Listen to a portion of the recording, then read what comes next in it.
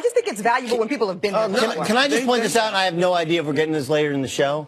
But New Orleans, they trolled the Atlanta Falcons because the Falcons were up 28-3 right at halftime. Did you see that? Yeah. Like, New Orleans, you haven't been in the playoffs. You haven't even been in the conversation. You've had the worst defense in the history of the league 2 of the past 6 years. They did do something Atlanta hadn't done, which is win a Super Bowl. That's fair. That's true. It's hard to argue. No, like, you can't argue with 28-3. What can the Falcons say? Yeah, 28-3, please. You got to finish that. That handled. No, it was terrible. Okay, so we'll move on from that. The highlight of the NBA is on Christmas Day. The rematch of the last 3 NBA finals with the Warriors hosting the Cavs. Odds are that we'll see a 4th straight Cavs-Warriors final. Now today, both teams will be missing their starting point guards. However, LeBron James is still having perhaps the best season he's ever had in his 15-year career. KD, well, he's looking like an MVP candidate. So, Chris, what, if anything, can we learn from today's matchup? I think we can learn a lot because obviously Steph Curry's not there, but neither is Isaiah Thomas, so neither team is whole. I think we'll learn, one, can the Cavs even hope to guard Golden State? Because their three-point defense during this string where they've gone 19-2 has actually been pretty good. It's 6th in the league in efficiency since that winning streak began. Also, we'll find out, do the Cavs really believe they can play with the Warriors? After being waylaid in the finals last year, do they really think that they can play with them? I think that's what we're going to find out. And we're going to find out how good the Cavs are right now. Because a lot of people you mentioned, everybody's talking about LeBron's having his best year. How good are these Cavaliers? 19-2 over the last month and a half. But you know what? Only 4 of the 19 victories came against teams with winning records. And those teams, Washington, Miami, Detroit, the Knicks, they haven't played anybody. So now they're going to finally play somebody. Let's see what they can do. We find out who they are today.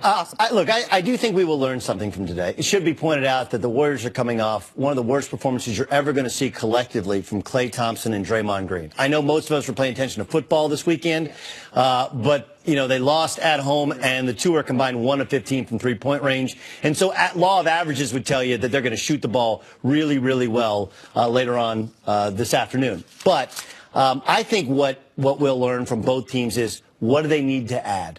Because obviously the Warriors are going to add Steph Curry, and that changes the dynamic. But do they need to add a big body? Do you think the Warriors actually need to add something? Probably something on their bench. Probably somebody who gets bought out to their bench. I think is that just a safety net, or probably? Yeah, okay. Probably. Yeah, I'd say that's fair. And especially, no. But I mean, like, look, are the Cavs going to add DeAndre Jordan? Do we need to add? The Cavs need to add. Right. Do we need to add some rim protector? What's amazing about Kevin Durant is second in the league in blocks, and that he's become a rim protector. He's become a dynamic weapon at the defensive end. And he says he enjoys that. He said he always wanted to be this kind of nasty kind of guy to play stronger defense. Yeah, I mean, I guess. Okay. I guess it's easy to say that when you got Draymond, Steph, and Klay. We got dunked on by Larry Nance the other night. I'm not sure he enjoyed that nearly as much. Ooh, y'all some disrespect. But I think we'll also bifurcated becomes word of the day, right? Hashtag bifurcated. Gotta get that trend. I think we have a chance to see the 2 best players in the world. Like,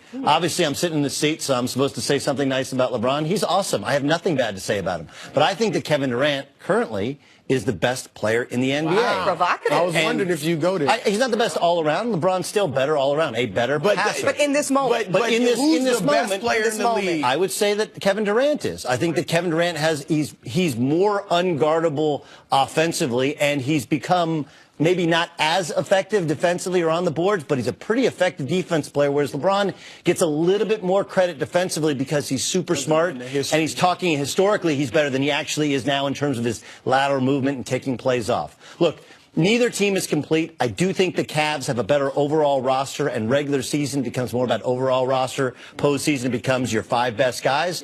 But I think we'll learn a lot about what both teams might add at the end of the season, and we get to see who is the best player in the world as of today. Of course, a few years ago when the Cavs won the championship, they lost by 34 to Golden State, not on Christmas Day, but that season. So don't put too much. Was that a little shade, before we go? No, I'm just saying don't put too much into this game. I don't think you are. I think we can learn things, but if the Cavs blow them out or if Golden State blows the Cavs out, it doesn't mean. I'll use last year as the guide. Last year, remember, in this game, the Warriors had a huge lead. Cavs came storming back and won like at the buzzer. Exactly. But if you actually watch that game, you're like, oh, the Warriors are a lot better than the Cavs. Doesn't really matter. And then the second game they played, the Warriors did in fact blow them out. And so if you watched kind of the meat of the game, you just thought the Cavs have problems because they don't have enough guys that can match up with Kevin Durant. They only have one guy, whereas opposed to the construct of the Golden State Warriors is they have guys that can guard LeBron. And now James. they have a few guys. They have a few. And listen, they're going to get some more. So Crowder. let's talk about additions. So we know Isaiah Thomas will be back at some point. Do you guys think, because the Cavs are doing pretty daggone good right now. Yes. Does he help or does he hurt this rhythm offensively? Well, look, he'll change the rhythm dramatically. And I disagree with something I heard you say last week, which is Kevin Love will always be the number two option. Should. I don't know that he will.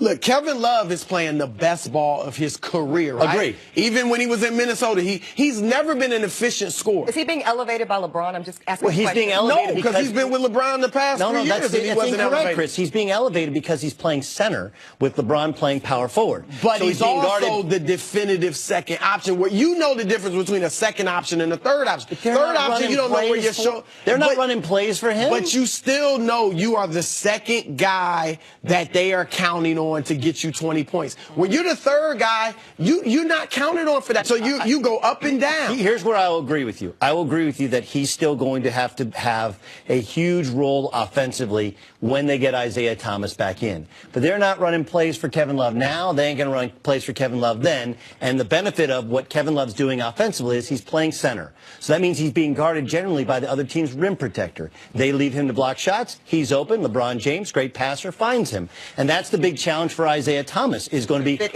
will he fit into that? Will he find people? Because he needs the basketball to be Isaiah Thomas.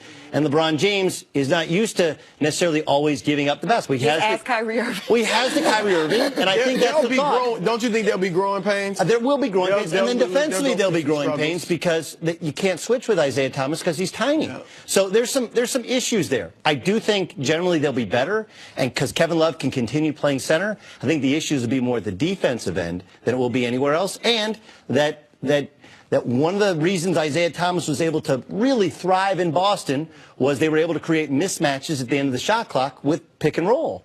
That's not really how Cleveland plays. Cleveland's more ISO oriented, and unless it's going to be LeBron and him